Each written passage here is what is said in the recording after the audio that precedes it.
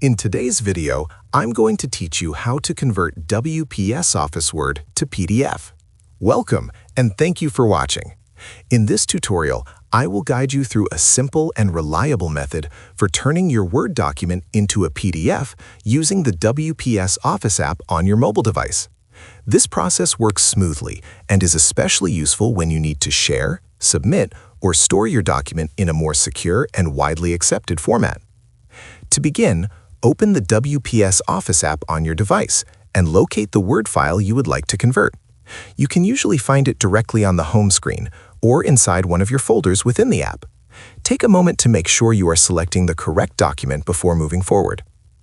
Once you have found your file, tap the three-dot menu located on the right side of the document.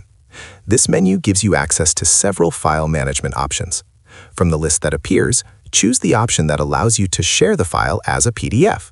Selecting this will start the preparation process for converting your Word document. At this stage, WPS Office will present you with export options. You will see that there is a basic option and a paid option available.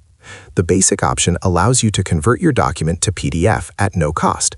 However, it will include a WPS watermark or logo on the final file. If you prefer a clean and more professional-looking PDF without any watermark, you will need to use the paid subscription option. If you do not mind the watermark, the free option works perfectly fine and will still allow you to successfully convert and share your file. After deciding which option suits your needs, tap Export to PDF. The app will process your document and automatically generate the PDF version. Once the conversion is complete, you may be given the opportunity to make minor edits or adjustments to the PDF. If you are using the free version, pay close attention to the editing tools. Features that require payment are marked with a blue hexagon icon containing a white lightning symbol. Avoid selecting those tools if you do not have a subscription, as you may not be able to save your changes properly.